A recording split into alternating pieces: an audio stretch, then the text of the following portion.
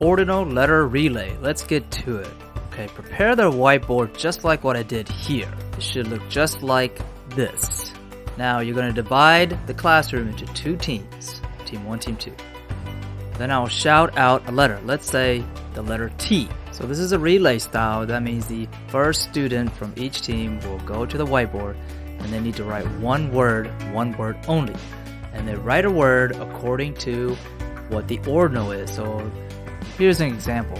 And you can see the first word in the top spot requires the letter T to be in the first space.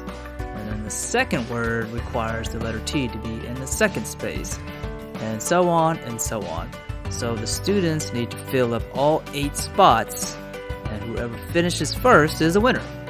Additional rules, again, no names, no proper nouns, and no plurals. And I also stick to first through fourth. Anything after fourth it'll just be too difficult. If you have any questions, just put it in the comments.